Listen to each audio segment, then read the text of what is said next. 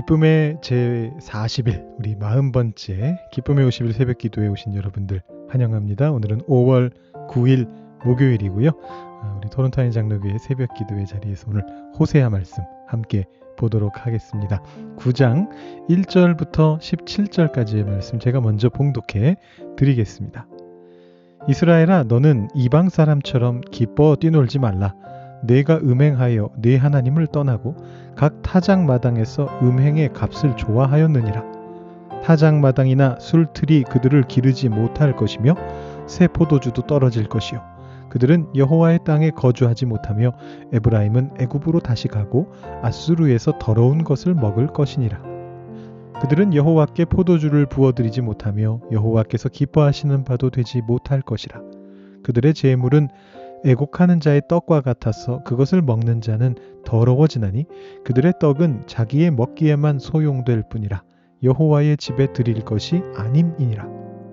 너희는 명절 날과 여호와의 절기의 날에 무엇을 하겠느냐? 보라, 그들이 멸망을 피하여 갈지라도 애굽은 그들을 모으고 노브는 그들을 장사하리니 그들의 은은 귀한 것이나 찔레가 덮을 것이요 그들의 장막 안에는 가시덩굴이 퍼지리라. 형벌의 날이 이르렀고 보응의 날이 온 것을 이스라엘이 알지라. 선지자가 어리석었고 신에 감동하는 자가 미쳤나니 이는 내 죄악이 많고 내 원한이 큼이니라. 에브라임은 나의 하나님과 함께한 파수꾼이며 선지자는 모든 길에 친 새 잡는 자의 그물과 같고 그의 하나님의 전에는 원한이 있도다. 그들은 기브아의 시대와 같이 심히 부패한지라.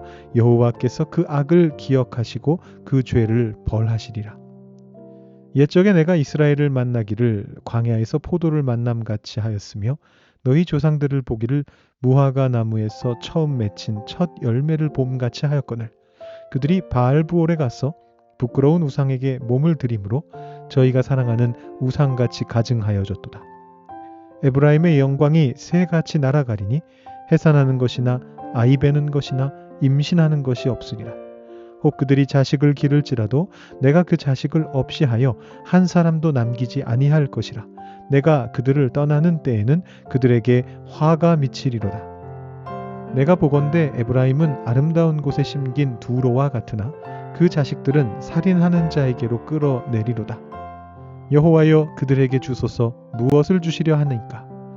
아이 베지 못하는 태와 젖없는 유방을 주시옵소서. 그들의 모든 악이 길갈에 있으므로 내가 거기에서 그들을 미워하였노라. 그들의 행위가 악함으로 내 집에서 그들을 쫓아내고 다시는 사랑하지 아니하리라. 그들의 지도자들은 다 반역한 자니라. 에브라임은 매를 맞아 그 뿌리가 말라 열매를 맺지 못하나니 비록 아이를 낳을지라도 내가 그 사랑하는 태의 열매를 죽이리라. 그들이 듣지 아니하므로 내 하나님이 그들을 버리시리니 그들이 여러 나라 가운데에 떠도는 자가 되리라. 아멘. 오늘 말씀도 크게 두 부분으로 나뉩니다. 1절에서 9절까지와 10절에서 17절까지인데요. 다만 이 두 부분들은 연결이 그래도 좀 돼 있습니다. 어제 말씀을 한마디로 정리하면 진짜 제대로 된 예배가 무엇이냐 이런 것이었는데 오늘 말씀을 한마디로 정리해 본다면 우리가 받아 누리는 삶의 은혜들은 어디에서 오는가 이런 주제라고 정리해 볼 수 있겠습니다. 먼저 1절부터 9절 보시면요. 명절, 여호와의 절기에 대한 이야기가 나옵니다. 여러분, 명절은 어떤 때인가요? 즐겁고 기쁜 때죠. 물론 종갓집 맏며느리는 명절이 제일 힘들고 괴로운 때일 수 있겠습니다만 요즘은 시대가 많이 바뀌어서 이제 명절에도 외식을 하는 시대가 왔으니까요. 기본적으로 명절이라고 하는 것은 즐겁고 들뜨고 행복하고 신나고 그런 때입니다. 그런 중에서도 특히나 농경사회에서 추수를 기념하는 어떤 곡식이나 과일이나 이런 것들의 수확을 기념하는 명절은 가장 풍성한 명절이 됩니다. 당연히 그때가 가장 풍성하겠죠. 방금 먹을 게 생겼으니까. 제가 늘 말씀드립니다만 이 고대 사회는 식량이 충분하지 않았던 시대거든요. 오늘날처럼 생각하시면 안 됩니다. 매일 케이크 먹는 사람에게 생일 케이크라는 거는 그냥 평소보다 조금 비싼 케이크, 약간 의미가 담긴 케이크 그 정도겠지만 1년에 딱 한 번 생일날에만 케이크 먹는 사람에게 생일 케이크는 손꼽아 기다릴 만한 가치가 있겠죠. 어느 나라에나 추수 관련된 명절이 있는 이유가 그것 때문입니다. 자, 오늘 본문에서 호세아가 그런 명절의 기쁨을 그냥 깨트려 버립니다. 오늘 말씀 1절에서 9절 말씀을 보시면 호세아가 이것을 어느 그 수학 명절의 축제 때 선포한 말씀이다라고 그렇게 보면 잘 이해가 됩니다. 한 해 농사가 잘 돼서 지금 사람들이 막 기뻐 뛰놀고 있는 그런 상황입니다. 근데 거기에 대고 이렇게 선포하는 거죠. 이스라엘아, 너는 이방 사람처럼 기뻐 뛰놀지 말라. 왜일까요? 까닭이 나옵니다. 타작마당에서 음행하였지 않느냐. 그래서 하나님을 떠나지 않았느냐. 이 말의 의미는 타작마당에서 진짜 무슨 음행이 있었다라는 의미가 아닙니다. 이거 상징적인 표현입니다. 이 당시의 타작마당은 그 바람의 방향을 좀 고려해야만 하기 때문에 일반적으로 그 방향을 한쪽으로 모을 수 있도록 언덕 위쪽으로 이렇게 위치를 시켰습니다. 그러면 그 바로 위에는 뭐가 있을까요? 바로 우상을 숭배하는 산당이 있습니다. 고대 사회에서 신을 섬기는 곳은 산 위에 높은 언덕 위에 있다라고 말씀을 드린 적이 있는데 이게 왜냐하면 신이 계신다라고 믿었던 그 하늘과 맞닿아 있어야 되니까. 그러니까 이 말은 무슨 말이냐 하면 이스라엘 백성들이 이 추수를 하나님이 아니라 우상들의 덕이라고 생각하고 있다라는 비유적인 말입니다. 그래서 너희는 이방 사람처럼 기뻐 뛰놀지 말라 이렇게 얘기하는 거예요. 그리고 그렇기 때문에 이거 하나님을 떠난 것과 같은 것이죠. 그 결과가 뭡니까? 그들이 하나님을 떠났기 때문에 더 이상 여호와 하나님의 땅 이스라엘에 거주할 수 없게 되는 겁니다. 그 내용이 3절에 나옵니다. 그러면서 뭐 4절부터 8절까지는 쭉 읽어보시면 이해가 되실 만한 내용들이고요. 9절을 보시면 그러면서 이 시대를 어디에 비유하느냐 하면 기브아의 시대에 비교를 합니다. 이 기브아는 사사기 19장을 말하는 건데 여러분 이때는 뭐 그야말로 대혼돈의 시기였죠. 사사기 끝부분에 가면 각자가 마음 내키는 대로 행동했다 뭐 이렇게 나오는데 각자 자기들 나름대로 살아가던 시대다. 그때와 비슷하다. 반드시 하나님의 벌을 받게 된다. 이렇게 정리해 주고 있습니다.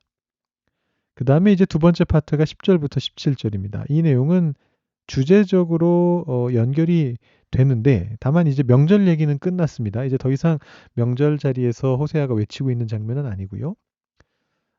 하나님께서 직접 이제 회고를 시작합니다. 과거를 회고하시는데 이게 어제 오늘의 일이 아니에요. 처음부터 그랬다는 겁니다. 10절 보시면 옛적에 이렇게 이야기를 하는데 광야가 나오고 바알부올이 나오죠. 여러분 익숙하지 않으십니까? 바알부올 어디서 봤는데? 어디서 보셨죠? 작년에 우리가 읽었던 민수기 25장을 참고하시면 되겠습니다. 이스라엘 백성들이 애굽을 떠나서 광야 생활을 하다가 이스라엘 땅에 들어오기 직전의 상황입니다. 이제 눈앞에 약속의 땅이 있거든요. 이제 하나님을 섬기기만 하면 되는데 거기에서 벌써 우상에게 몸을 들였다. 그러면서 포도와 무화과 나무의 첫 열매를 비유로서 하나님이 사용하고 있습니다. 이 비유는 당시 사람들에게는 쉽게 말하면 가장 아끼는 사랑, 첫사랑 이런 걸 의미하는 비유입니다. 무화과 나무의 첫 열매, 이른 열매 굉장히 귀한 거였거든요. 하나님께서 첫사랑을 대하듯이 이스라엘 사람들, 백성들을 대하셨는데 이미 그들은 그때부터 반역을 했다라는 거예요. 바알부올의 사건이죠. 그리고 쭉 읽어보시면 이제 15절에 길갈이라는 곳이 나오는데 이건 아마도 사울이 왕위에 오른 걸 얘기하는 것 같습니다. 물론 사울 왕은 북이스라엘 왕국이 세워지기 전 시대 사람이긴 한데요. 근데 그건 뭐 사실 민수기 사건도 마찬가지고요. 이 사울이 베냐민 지파 사람이었고 이후에 이제 사울 다음에 다윗과 솔로몬이 유다 지파에서 왕위에 올랐지 않습니까? 그 다음에 그 두 나라가 갈라졌거든요. 그래서 대체로 사울은 북이스라엘과 더 연관이 지어집니다. 실제로 이 다윗의 왕위에 처음 오를 때도 유다 지파의 왕이 먼저 되고 그 기간 동안 북이스라엘의 왕은 아직 북이스라엘 왕국이라는 존재가 있지는 않았지만 이 북이스라엘 지역의 왕은 사울이었습니다. 그래서 이것도 쉽게 말하면 북이스라엘 백성들의 대표적인 반역의 사건이었다. 하나님이 왕 주신다고도 안 했는데 자기들이 달라 그래서 왕을 줬다. 이제 이런 얘기를 하는 건데 결과적으로 이들이 망하게 되는 거죠. 멸망하게 된다. 그래서 이 멸망이 굉장히 끔찍할 거다라는 걸 알려주는 내용이 이제 비유적인 이미지로 이제 쭉 나오고 있습니다. 자식이 없다, 혹은 자식들이 죽음을 당한다. 이런 이미지가 11절부터 끝절까지 반복적으로 등장하고 있습니다. 오늘 그 배경 설명이 조금 길어졌는데요. 여러분들이 직접 묵상하실 수 있도록 도움이 될 만한 필요한 부분들은 거의 다 짚어드린 것 같고요. 여러분들 말씀 보시면서 직접 묵상하시면 좋겠는데 결국 오늘 말씀들의 핵심은 무엇이죠? 처음 시작할 때 말씀드렸던 것처럼 우리 삶에 베풀어지고 있는 은혜들이 누구에게서 어디에서 온 것인가? 그것에 어떻게 감사하며 살아가야 할 것인가? 여러분 이 부분에 한번 포커싱 하시면서 말씀을 읽어보시면 여러분들의 삶에 적용하시는데 도움이 될 것 같습니다. 그럼 기도하고 다음 순서로 넘어가겠습니다. 하나님 아버지 감사합니다. 호세아서 9장의 말씀을 통해서 하나님께서 우리에게 베풀어 주시는 것이 얼마나 많은지, 하나님이 우리를 첫사랑처럼 가장 소중히 아끼는 사랑처럼 돌보아 주시고 바라봐 주시는 그 은혜가 얼마나 큰지를 다시 한번 확인하게 됩니다. 이 은혜에 우리가 잘 반응할 수 있도록, 잘 응답할 수 있도록, 감사할 수 있도록, 그 은혜가 하나님께로부터 오는 것을 매 순간 계속해서 인식할 수 있도록 주님 우리의 마음을 겸손하게 만들어 주시기를 소망합니다. 오늘 하루의 삶 속에도 주님의 은혜가 풍성히 임하고 그 은혜에 감사하는 마음으로 오늘 밤 잠자리에 들 수 있도록 주님 오늘 하루를 주님께서 지켜 주시옵소서. 감사드리며 예수님의 이름으로 기도드립니다. 아멘. 오늘은 예수는 믿는데 기쁨이 없어서 이 책의 71장 사랑의 언어, 이것을 한번 보도록 하겠습니다. 먼저 이사야서 말씀 읽어드리고 책의 내용도 이어서 읽어드리도록 하겠습니다. 이사야 56장 7절 말씀. 내가 곧 그들을 나의 성산으로 인도하여 기도하는 내 집에서 그들을 기쁘게 할 것이며 이는 내 집은 만민이 기도하는 집이라 일컬음이 될 것임이라. 아멘. 이 구절이 인용될 때마다 우리는 보통 내 집은 만민이 기도하는 집이라 일컬음이 될 것이라 라는 하반절만 듣는다. 기도의 집이 본래 기쁨이 충만하도록 되어 있다는 사실을 우리는 놓친다. 마가복음 11장 17절에 예수님은 환전상들을 성전에서 쫓아내실 때 이 구절을 인용하셨다. 격렬한 분노 이면에 깔린 그분의 동기는 기쁨을 주시는 것이었다. 기쁨과 기도는 함께 다닌다. 바울도 그런 생각에서 항상 기뻐하라, 쉬지 말고 기도하라, 범사에 감사하라. 이것이 그리스도 예수 안에서 너희를 향하신 하나님의 뜻이니라 라고 적었다. 쉬지 말고 기도하는 것이 어떻게 가능할지 궁금해하는 그리스도인들은 많지만 그 바로 앞에 나오는 항상 기뻐하라 라는 말을 눈여겨보는 사람은 많지 않다. 우리는 기쁨의 부름보다 기도의 부름에 더 익숙하다.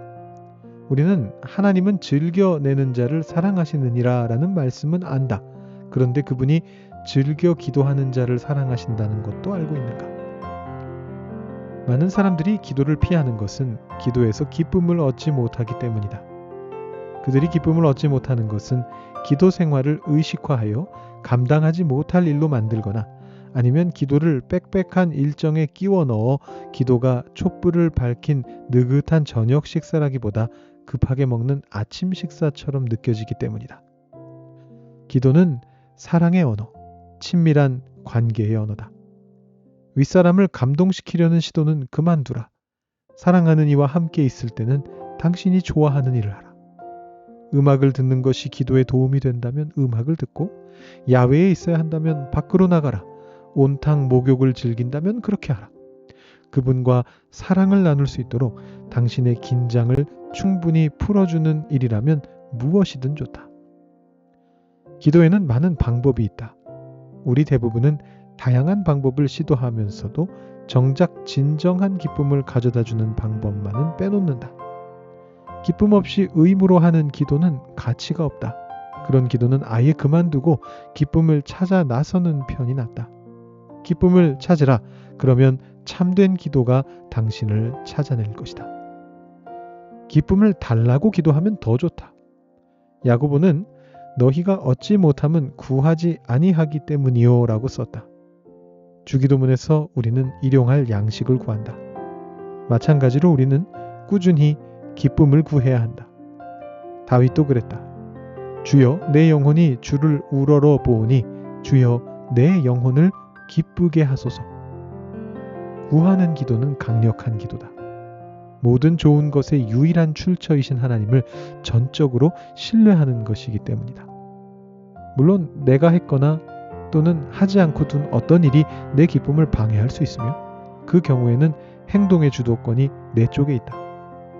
하지만 하나님께 기쁨을 구하면 그냥 기쁨이 올 때가 더 많다. 어떤 때는 즉각 온다. 실험 기간 내내 나는 그런 일을 거듭 경험했다. 기쁜 삶은 고속 모터보트를 조종하는 어린아이에 비할 수 있다. 한동안은 아빠가 아이에게 운전대를 맡겨 스릴이 넘치지만 머지않아 문제가 생긴다. 위험한 모래톱이 다가오거나 프로펠러에 수초가 낀다. 아니면 아이가 그냥 지치거나 자신이 없어질 수도 있다.